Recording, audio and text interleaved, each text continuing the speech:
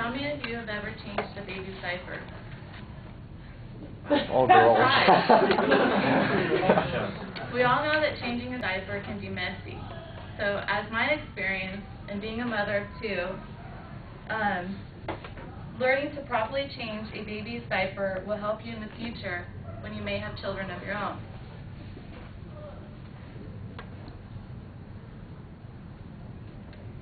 Being a mother of two small children, I've had about 5 years experience in changing several different textured and colored diapers. My most favorite ones are the corn surprises, like the little tiny yellow corns you'll find in there. Okay. Occasionally I'll come across a couple of peanuts in her, in the poop. But it hasn't always been easy for me to change diapers. The first time I changed the diaper ended up in a disaster. I ended up putting the diaper backwards, I wiped the wrong way, I got slimed with poop, and then to top it off, it was a boy, so he ended up peeing like a fountain on me. So today I'd like to demonstrate for you the proper way of changing a baby's diaper. The first thing I'd like to discuss is when to tell that the baby is ready for a diaper change. For example, my daughter, she's 1 year old, so I'll know that she's ready for a diaper change. Her diaper will be sagging so low that it looks like she just dropped a load. Or sometimes she'll walk in a corner and she'll start grunting like she's pushing for something out. And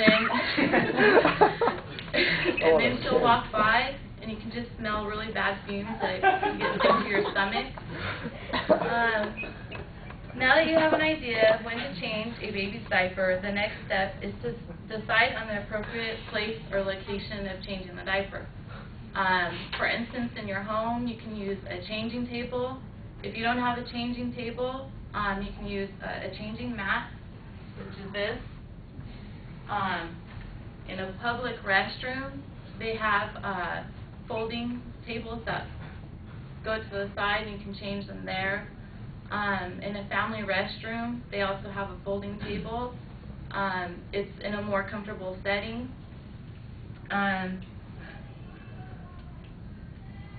Last, I'd like to demonstrate for you the steps involved in changing your baby's diaper.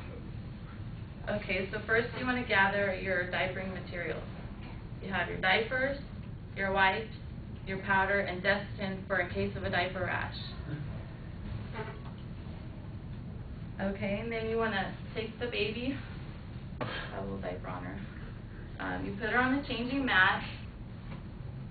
There's 2 tabs on the diaper. You open the 2 tabs, and then you take the diaper off.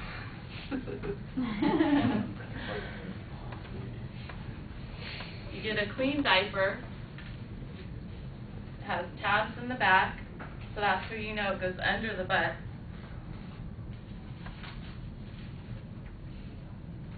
Now there's 2 important concepts. If it's a girl, you want to make sure to wipe from front to back, because you don't want to leave any, poop in her pee or something, Now for boys, you want to back up a little because sometimes they tend to pee, over, like a fountain, so sometimes they could pee on you.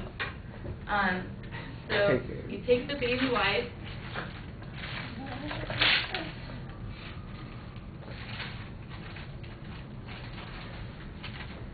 Now it's obviously a girl, so which way do we wipe? Down.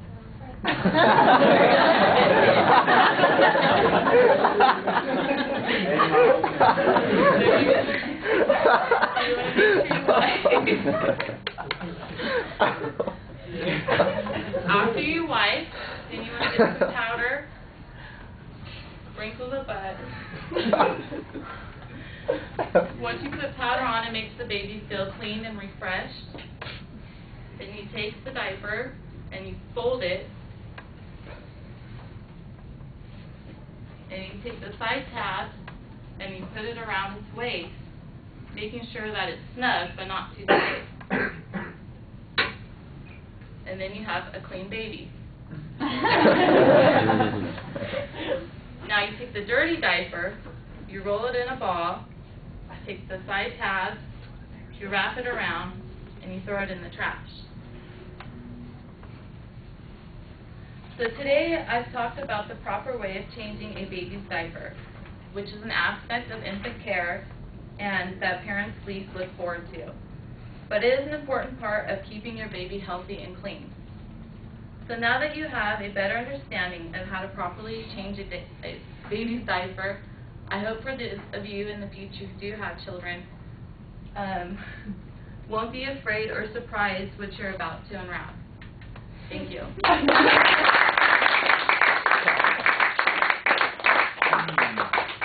Like a whole file no longer suit, like with dogs. I saw that on ASB, this guy was in biohazard, like a radiation suit. He had talking. Really? Yeah. Fully dressed up, he's got a gas tank. It was like ASB. It's like when I change diapers, the guy's wearing gas mask, a full like radiation suit. And he has like a smaller head like this. He looked like the guy who got passed out. And then he just grabs me and goes over the wall. Really? I've seen something like that. What was the movie? AFB American Kids. Yeah, maybe. Yeah. I saw this person. Yeah. That makes sense.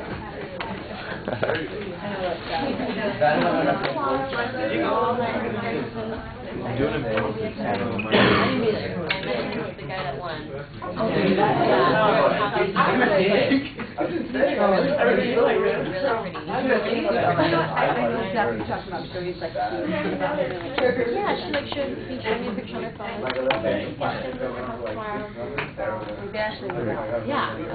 Heidi, the audience survey looked like it took you a little bit by surprise, the number of people that had changed diapers. So maybe you want to plan something that's a little more effective and keeps you in control. I thought your thesis was very clearly stated and your goals laid out okay.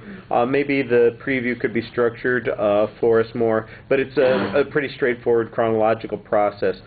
All of the internal descriptions and content are okay. I think you might want to be careful about getting a little too gruesome and disgusting with some of the visualizations there. You know, corn and peanuts for lunch are probably off the menu.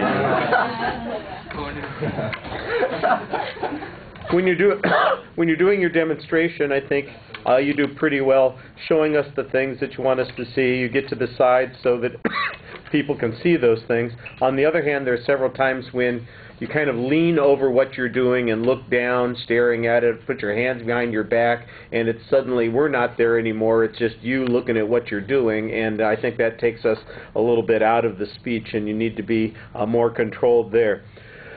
That's another example where the eye contact gets affected because you're kind of looking at notes, thinking about what you're going to do next instead of talking to the audience. I don't know that there's anything in the presentation when it comes to technical information or details that you need to have in the notes.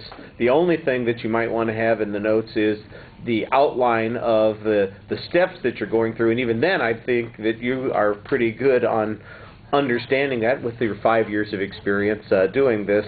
It's not like you're going to forget one of those steps in the process. So it seemed to me like it really takes us out of this engagement with the audience when you have to do that. You project pretty well. The other thing that I think becomes a little bit problematic on the presentation is that there are some sections where you are speaking in a way that sounds very mechanical. You're going through it like you were reading, like you were going through the directions of putting together some IKEA furniture. You got to do this, you got to do this, you got to do this, you got to do this. And as a result, it doesn't seem as warm and involved as it does other times. It's not that way most of the speech. There are lots of times when you're talking to us, you smile, you kind of acknowledge what's going on, you laugh a little bit to yourself, and it seems very naturalistic. But then there are these other times where it's back to, I'm just kind of in this reading mode, and it seems a little convoluted. All right, thank you. I don't think we'll try and squeeze in another speech today. I would like to, but I think we'll probably just leave it the way we've got. We've got 1, 2, 3 or 4 more people that we have to hear from who are supposed to do prepared speeches, and then we've got about 9, I think, people that have to do impromptu speeches. So on Monday, excuse me,